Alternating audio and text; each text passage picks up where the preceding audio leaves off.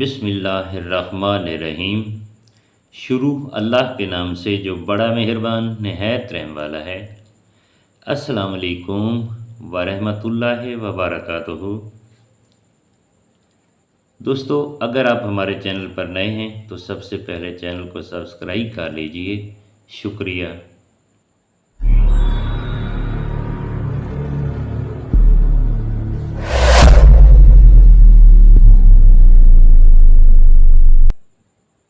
یہ انسان کے اپنے اختیار میں ہے، وہ اپنے دل کو دوسروں کے لیے کتنا خوبصورت بناتا ہے، چاہے تو اخلاص کے رنگوں سے بھر دے، چاہے تو حسد اور بغض سے کالا کر دے۔ لوگ تلخ باتیں کہنا اپنا حق سمجھتے ہیں اور ان پر فخر کرتے ہیں، لیکن دوسروں کی طرف سے تلخ باتیں سننے پر بھڑک اٹھتے ہیں۔ خوبصورت ہے وہ سوچ جو دوسرے انسان کے لیے اچھا سوچے، اور خوبصورت ہے وہ انسان جسے اللہ ایسی سوچ عطا کرے۔ دوسروں کے پردے رکھنا سیکھیے، ان کے عیبوں پر نظر مت رکھیے، کیونکہ گندگی کا پر ہمیشہ مکھی بیٹھتی ہے، تتلی نہیں۔ زندہ شخص کی قدر کریں، زندہ شخص کے چہرے پر ایک مسکراہٹ لانا اس کی قبر پر پھول رکھنے سے بہتر ہے۔ کچھ چیزیں اپنی حیا کی وجہ سے انمول ہوتی ہیں، خاص ہوتی ہیں، قیمتی ہوتی ہیں، نایاب ہوتی ہیں، جیسے جنت میں چھپی حوروں کی حیا، سیپ میں چھپے گوہر کی حیا، کوئلے کی کان میں چھپے ہیرے کی حیا، آنکھ میں چھپے آنسو کی حیا، اور پردے میں لپٹی عورت کی حیا۔ انسان کو کوئی چیز اتنا نہیں بدلتی جتنا اس کے دل پہ گزری ہوئی تکلیفیں اسے بدل دیتی ہیں، اور تکلیفیں بھی وہ جو اس نے تنہا جھیلی ہوتی ہیں۔ لوگ کہتے ہیں کہ بد دعائیں نہیں دینی چاہیے کیونکہ وہ لگ جاتی ہیں، پر میں کہتی ہوں انسان اگر بد دعائیں نہ بھی دے تو اس کا صبر لگ جاتا ہے۔ نقابیں کر لی جاتی ہیں مگر حیا تو اوپر سے اترتی ہے۔ انسان پردہ تو زبردستی کروا سکتا ہے کسی کو، لیکن حیا نہیں پہنا سکتا۔ ہم تو دعا کر سکتے ہیں کسی کی ہدایت کے لیے۔ انسان سختیاں برداشت کیے بغیر، غم سہے بغیر، تلخ طعنوں سے گزرے بغیر ایمان کی لذت کو چکھ ہی نہیں سکتا، اللہ کے قرب کو پا ہی نہیں سکتا۔ اکثر لوگوں کی عادت ہوتی ہے وہ ہمیشہ سوچتے رہتے ہیں کہ کاش ہم فلاں فلاں انسان کی جگہ ہوتے تو کتنا اچھا ہوتا۔ اپنا موازنہ کبھی بھی کسی کے ساتھ مت کریں، سب کا سلیبس الگ ہے، سب کا امتحان الگ ہے، سب کی پریشانیاں الگ ہیں، سب کی دنیا الگ ہے، سب کا درجہ الگ ہے۔ انسان کا انسان کے ساتھ موازنہ بنتا ہی نہیں۔ جب نظر انداز ہونا شروع ہو جائیں تو کنارہ کر لیں، کیونکہ وضاحتیں کبھی بھی آپ کا کھویا ہوا مقام واپس نہیں لا سکتی۔ ہاں، مگر خاموشی آپ کو مزید تذلیل سے ضرور بچا لیتی ہے۔ جو اللہ کو دنیا سے پہلے رکھتا ہے، اللہ بھی پھر اسے دنیا سے پہلے رکھتا ہے۔ اللہ کو محبت کا مرکز بنا لو، پھر دیکھو کیسے ساری محبتیں بھاگ کر تم تک پہنچ جائیں گی۔ اللہ ہی محبت کا پہلا اور آخری حقدار ہے، بیچ کی ساری محبتیں تو بس چند لمحوں کی کہانی ہے۔ اپنے بہن بھائی بھی اپنے نہیں ہوتے، یہ میں نے اپنے والدین کے بہن بھائیوں کو دیکھ کر سمجھا ہے۔ بعض رشتے ہماری برداشت کی وجہ سے قائم رہتے ہیں، اور ایسے رشتے اس وقت تک قائم رہتے ہیں جب تک ہمارے اندر برداشت کی طاقت موجود ہوتی ہے۔ سب سے بڑی دیانتداری اپنا محاسبہ کرنا ہے۔ لوگوں کے دل آپ صاف نہیں کر سکتے، مگر اپنا دل صاف رکھنا آپ کے اپنے اختیار میں ہے۔ جتنی ذہانت کسی کی بات کا جواب دینے کے لیے ضروری ہے، اس سے کہیں زیادہ ذہانت اس کی بات کو سمجھنے کے لیے ضروری ہے۔ اس سے فرق نہیں پڑتا کہ آپ کتنی قیمتی، کتنے قابل اور کتنے اہم ہیں۔ اگر آپ ناقدروں کے ہاتھ لگے ہوئے ہیں تو آپ بیکار ہیں۔ بہت اچھے ہو کر بھی آپ ہر کسی کے لیے اچھے نہیں ہو سکتے، کہیں برے بنا دیے جاتے ہیں، کہیں برے ثابت کر دیے جاتے ہیں۔ عزت سے اپنی جگہ تنہا کھڑے رہنا اس ساتھ سے بہتر ہے جو آپ کی عزت نفس کو چل ڈالے۔ زندگی ہمیں کبھی بادشاہ نہیں ہونے دیتی کہ سب کچھ ہی عطا کر دے، زندگی ہمیں ہمیشہ فقیر ہی رکھتی ہے، کسی نہ کسی شے سے محروم، کسی نہ کسی شے کے لیے ترستا ہوا۔ معافی اس وقت کام کرتی ہے جب غلطی ہو جائے، لیکن جب اعتماد ٹوٹ جائے تو نہیں۔ اس لیے زندگی میں غلطیاں کرو لیکن بھروسہ کبھی مت توڑو۔ معاف کرنا آسان ہے لیکن بھول جانا اور دوبارہ بھروسہ کرنا بعض اوقات ناممکن ہوتا ہے۔ کوشش کریں آپ کے الفاظ خاموشی توڑیں، کسی کا دل نہیں۔ لوگ دیکھتے ہی نہیں اور بول کر چلے جاتے ہیں، اس کے بعد چاہے سننے والا اٹھ کر کھڑا بھی نہ ہو سکے۔ کبھی کبھی جو تصور عورت دولہے کا بناتی ہے، دولہا اس سے مختلف ہوتا ہے، پر ساری چیز عورت کا جذبہ ہے۔ گھر عورت بناتی ہے، بچے عورت جنتی ہے، مرد تو ایسے ہی گھر کے باہر نام کی تختی ہے۔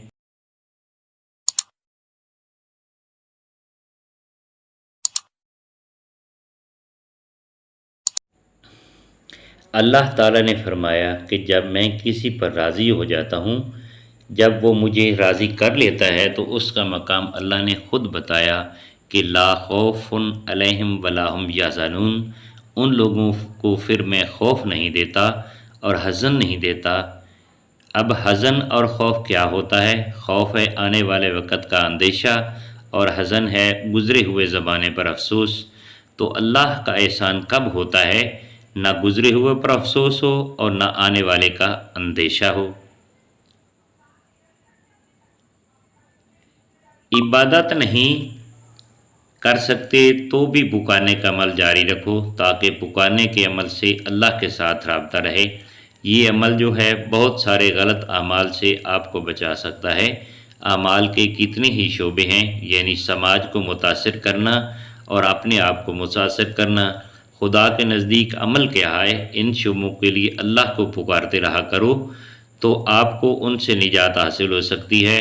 چھڑا کے دامن بتوں سے اپنا، غبار راہ حجاز ہو جا، پھر عین ممکن ہے کہ راستہ ضرور مل جائے۔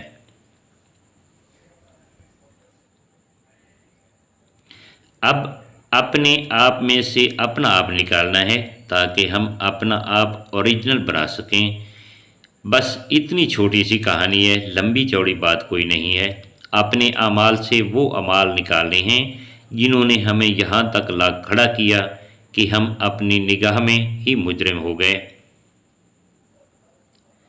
تکالیف بندوں کو باغی بنا دیتی ہیں اور تکالیف ہی بندوں کو خدا کی طرف مائل کرتی ہیں۔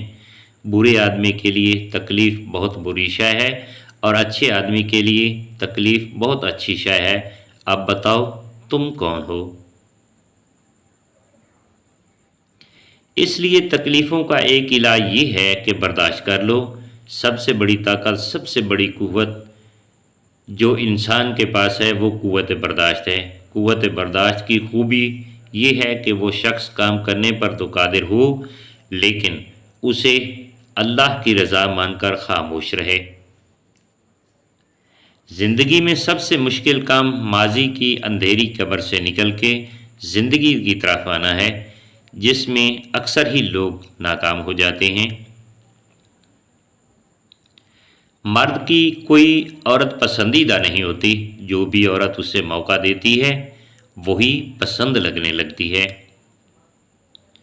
زندگی میں اگر انتخاب کا موقع ملے تو ٹاس کر لینا، اس لیے نہیں کہ انتخاب میں آسانی ہو جائے بلکہ اس لیے کہ جب سکہ ہوا میں ہوگا تو پتہ چل جائے گا کہ دل کیا چاہتا ہے۔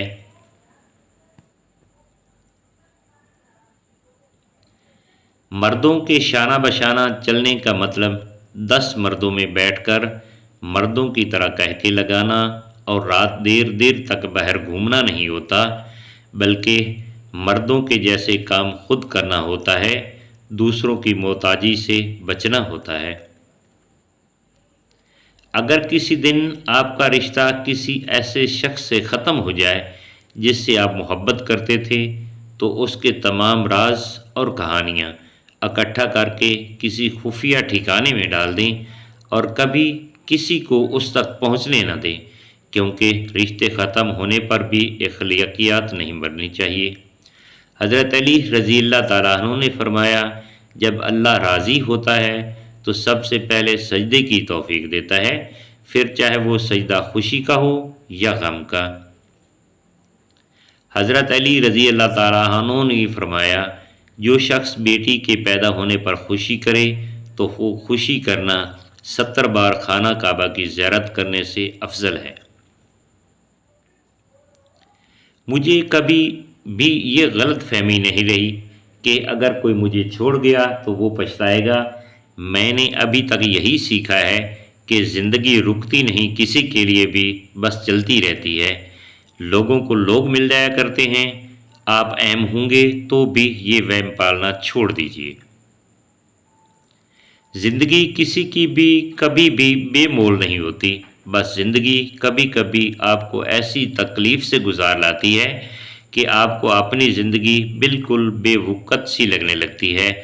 اس مقام پر انسان اپنے آپ کو اذیت و تکلیف میں مبتلا کر کے ایک انجانی سی خوشی محسوس کرتا ہے، لیکن وہ یہ شاید بھول جاتا ہے کہ جو زندگی اس کی نظر میں بالکل بے مول اور بے وقت سی ہے، وہ کسی اور کے لیے اس کی اپنی جان سے بھی زیادہ عزیز ہو سکتی ہے۔